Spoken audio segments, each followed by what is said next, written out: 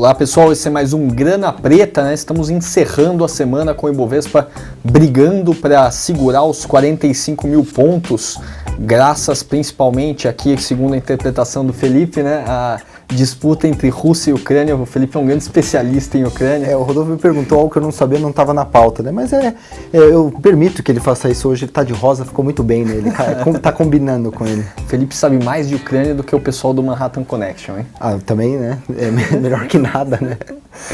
Mas de qualquer forma, aí, de fato, a gente vai ter no fim de semana emoções por lá, né? Esse referendo aí para ver se a Crimeia volta a ser anexada pela Rússia ou não, né? Alta probabilidade que isso ocorra. Sanções para a Rússia, então o ambiente internacional não está dos melhores, né? Inclusive não só por causa da Ucrânia versus Rússia, mas por causa da China. A China detonou Vale na semana mais uma vez, né, Filipão? Inclusive é uma lição, né, para quem é analista, o investidor de commodities, né? O problema de você olhar para uma empresa de commodities e achar que aquilo ali lhe permite assegurar uma ação barata, né? Você olha, tá 7 vezes lucro, por exemplo, porque você está vendo um pico de ciclo de commodities. Se a commodity cai 40%, aquele múltiplo sobe 40%, e a empresa está do mesmo jeito, né? Então, é sempre difícil caracterizar o que é efetivamente barato em commodities, obviamente Vale de maneira específica, porque é uma proxy de minério de ferro. Agora, de todo modo, o fato é que depois desse absurdo aqui, eu vou falar que a Vale está barata. Está barata. Barata, as siderúrgicas também, né? Também. Estão sendo carregadas junto, aí o caso da CSN aí foi emblemático durante a semana, né? A CSN estava derretendo lá, os caras decidiram dar um custo, né? Fornecer um custo aí para quem estava shorteando o CSN na mamata, né? O pessoal aí vendendo tranquilamente o papel. Então anunciaram um programa de recompra bem agressivo, né, Felipe?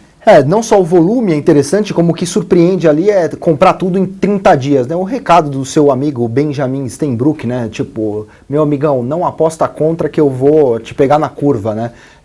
Obviamente que pode se dar qualquer outra interpretação, né? A minha é essa, né? De que você shortear um cara que tá aí, você nunca mais shorteia esse cara, né? Ele vai comprar 10% na sua cabeça em um mês. Então, é um recado bem simples para você, fala assim, fique atento que comigo o buraco é mais embaixo, meu amigão. Isso aí, programa de recompra de mercado, 365 dias, programa de recompra do Benja, 30 dias, então se você for shortear a CSN, lembre-se disso da próxima vez, né? Mas, sabe o que me lembrou um pouco de um argumento que a gente discute lá de, no fundo, deve-se comprar gente, né? A capacidade de empresas, no fundo, são pessoas, né? E se você tiver... sem o Steve Jobs é uma Apple, com o Steve Jobs é outra Apple, né? Basicamente você pegar um manual de programa de buyback, né? O manual vai te dizer para fazer um buyback em 365 dias. Se tiver uma pessoa lá que fala assim, esquece isso, vamos fazer em 30 dias, beleza, né? Vai rolar. E isso nos remete ao caso também de lojas americanas e B2W, né? Que se você quer comprar gente, nada melhor do que comprar o pessoal da 3G, né? Mesmo com o nego tomando banho na caixa d'água do Burger King. Você viu o que eles fizeram com as lojas americanas, né? Mais um resultado consistente no quarto tri, e B2W, por incrível que pareça, virando, né? E ainda tem esse aumento de capital que ele fez com um prêmio gigantesco no valor de mercado. Então, a capacidade deles entregarem essa virada operacional de B2W, para mim, chamou a atenção. Não compro o B2W, porque também acho que já tá caro e lá navegar depois desse aumento de capital, mas lojas americanas eu já compraria. Lojas americanas acaba captando aí boa parte dos ganhos de B2W, né? E como recado também, agora dá para tomar banho na caixa d'água do Burger King, mas antes do 3G comprar o Burger King, não dava, né? Então a situação melhorou muito. Melhorou muito. Tem banhos e banhos na caixa d'água do Burger King. Exatamente. E os exemplos são múltiplos, né? Nesse caso aí. São Carlos também é uma belíssima empresa. Soltou um bom resultado, né? Enquanto todo mundo aí sofrendo com vacância de 10%, tá lá o portfólio do Jorge Paulo com vacância de 1,8%. Mais um belo resultado lá do nosso queridíssimo grupo 3G, né? Você acha que dentro de varejo, que não é um setor fácil para se investir em bolsa hoje, Lame se destaca? É uma ilha aí? É uma das ilhas, né? Dentro desse arquipélago de possibilidades do setor, eu acho que Lame, a 14,5 vezes lucro, que é a minha estimativa para esse ano, justifica essa entrada diante de um bom management, um endividamento baixo, aí 1,1, perto disso, dívida líquida sobre EBITDA, acho que dá para comprar. Acho que ainda tem coisa melhor em consumo. A nossa Graziotin, aquela Blue Chip que a gente falou no nosso primeiro programa é a maior representação no Ibovespa. Apesar do pessoal da Fama vendendo, acho que ainda é uma boa oportunidade aí, Graziotin. Inclusive o site de RI da Graziotin é formidável. É o melhor que tem, né? Tipo, é típico das empresas que estão muito na fronteira do TI, né? Eu que fiz aquele site. Legal, eu lembrei bastante da minha infância nos anos 80 ao entrar no site de RI da Graziotin, né? Brincadeiras à parte, belíssima empresa, né? Sim, é verdade. Voltando um pouco aí ao fronte macro, então, agora falando de Brasil, né? A gente começou falando de Ucrânia e foi parar em Graziotin, então vamos ver onde a gente vai parar agora, falando da meta fiscal brasileira, né, Felipe? Então vamos parar, nossa senhora, espero que a gente pare logo, porque daí só vem notícia ruim, né? Você acha, Dorfão, que 1,9% de superávit primário, VaptVupt aqui, 1, vamos cumprir, 2, isso é suficiente? Interrogação. Cara, é assim, suficiente, né? Isso é o mínimo que o governo poderia fazer para manter a alavancagem soberana, né? Ou seja, a relação entre dívida líquida e PIB estável. Tá? Isso acho que é uma questão de assimetria muito desfavorável para o governo. Né? Se tudo der certo no planeta Terra, eles vão entregar um superávit primário de 1,9% do PIB, que não é mais que obrigação. Qualquer coisinha que saia do script já abala esse superávit primário, né? Nesse sentido, vale a pena ler a carta do Verde, do Stuhlberger, né? Uma carta muito legal aí.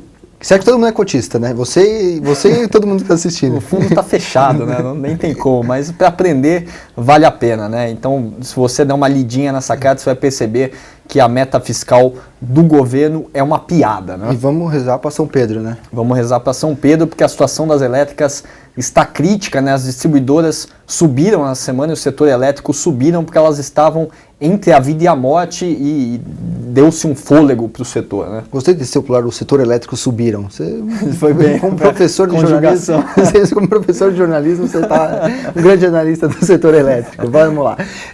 Você vai aproveitar ainda essa bobagem aí e de que forma? Vamos comprar Equatorial, que é um belíssimo turnaround, né? Agora o que fizeram com o Celpa vai se repetir, o que fizeram com o Semar vai se repetir agora com a querida Celpa e vai se tornar em pouco tempo em bolsa é 2 anos, né? Não é o seu gráfico de 60, 15 minutos ou qualquer outro gráfico de milésimo de segundos que vocês inventam por aí. Pouco tempo é 2 anos. A Equatorial vai se transformar numa bela pagadora de dividendos, né? Então eu acho que o pessoal poderia comprar também a Equatorial. Fala um pouco de Eneva também, o que você acha da Eneva? Porque é uma ação que o pessoal gosta, né? Já que você me fez responder de Ucrânia na semana passada, eu te devolvo a Eneva. A Eneva é uma empresa que ainda vive a herança dos tempos do Ike, né? Ela é uma empresa de um novo controlador, um grupo alemão. Os alemães não costumam decepcionar nesse sentido, né? Então eu gosto estruturalmente desse novo controlador, acho que a empresa está no caminho certo aí para voltar a entregar bons resultados, né? Ter um EBITDA positivo de maneira recorrente, né? O que ainda não é tão fácil, e o papel derreteu nesse começo do ano, porque é um papel mais frágil, né? O fluxo de caixa ainda depende muito de receitas para pagar uma dívida pesada, né? Então é comum, é natural se esperar que um papel com beta maior aí no setor elétrico acabe sofrendo mais por conta desse problema de chuvas, né? Mas acho que estruturalmente a empresa continua aí bem assentada para se recuperar, como o Felipe falou, no curto prazo para a gente é 2 anos, né? Então a gente está falando aí de um período maior. Se você quiser carregar ações da Eneva, né? Não é para ficar tradando aí, não é, apesar dela ser praticamente uma penny stock hoje, né? Mas você não vai ficar comprando ação da Eneva para vender semana que vem, né? Ou pelo menos não vai fazer isso de forma racional. É um papel para se carregar em carteira, né? O Felipe corrigiu o meu português aqui, aproveito também para lembrar de um e-mail de um leitor aí que é fã da Semana de Arte Moderna aí, né? Lembrando aí que o Felipe falou dos irmãos Andrade, né?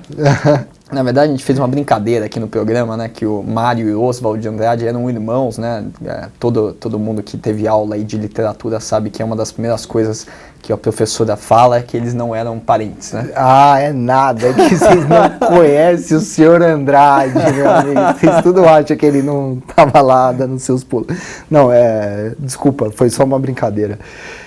E eu também recebi um e-mail, vou fazer meu jabá aqui também, sobre o meu curso Investidor Essencial, que foi, gravei hoje a 7ª aula dele, né, um curso que é muito interessante aí, porque reúne tudo que a gente pensa, né, então... bom, e aí das pessoas que estavam lá ouviu o nosso comentário recente sobre Minerva, né? Eu vou deixar o Rodolfo responder, embora ele tenha mandado o e-mail para mim, porque o Rodolfo é quem entende de Minerva. Mas a dúvida dele, que talvez seja a sua, fala assim: meus amigos, mas vocês estão falando bem da Minerva, sendo que ela soltou um baita de um prejuízo. E então, como que eu, que sou aí aluno do seu Investidor Essencial, que tanto faz referência ao investidor inteligente do Benjamin Graham, posso comprar a Minerva com esse lucro negativo, né, com esse prejuízo desse tamanho e uma queda ao longo dos anos de seu patrimônio, né? Então vamos perguntar ao grande, para mim, o melhor analista de Minerva do mercado, o nosso amigo aqui, não, brincadeira, o Rodolfo.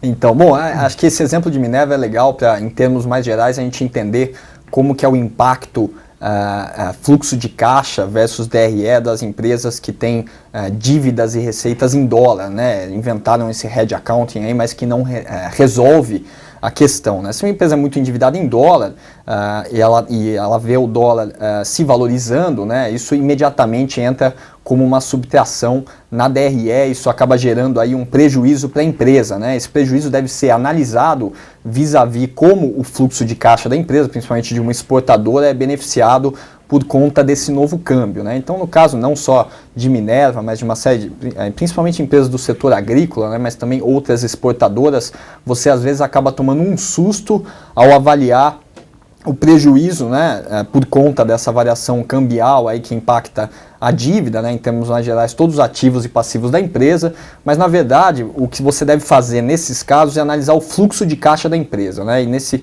sentido a Minerva gerou aí 142 milhões de fluxo de caixa livre no quarto tri, o que é de fato um resultado formidável, né? Pensar, olhar para a dívida líquida da empresa ao longo de 2013, mesmo com o impacto do dólar se valorizando, eles reduziram a dívida líquida, né? O que demonstra aí essa contribuição de geração de caixa, né? Por isso que nós gostamos de Minerva, né? Uma forma melhor de você avaliar o papel talvez seja através de um free cash flow yield e não através de um multiple price to earnings. Legal, com essa grana dá para contratar até o Roberto Carlos para fazer propaganda de carne, né? 5 milhões por 10 segundos, né? Mais e-mails? Temos algum e-mail na sua cabeça? Não que eu me lembre, mas eu convido todos aí que legal. Enviarem vários e-mails. Adoramos ler e-mails e responder as dúvidas, né, dos espectadores. Então fiquem à vontade para mandar e-mails no investidor@empiricus.com.br, né? Na verdade teve um e-mail a mais aqui, o cara que fez uma piada com a careca do Felipe, mas não convém comentar sobre isso. É melhor a gente guardar isso para a próxima, né? Porque é dos carecas que elas gostam mais. Então valeu, pessoal, semana que vem tem mais Grana Preta para vocês. Obrigado pela audiência. Valeu, um abraço.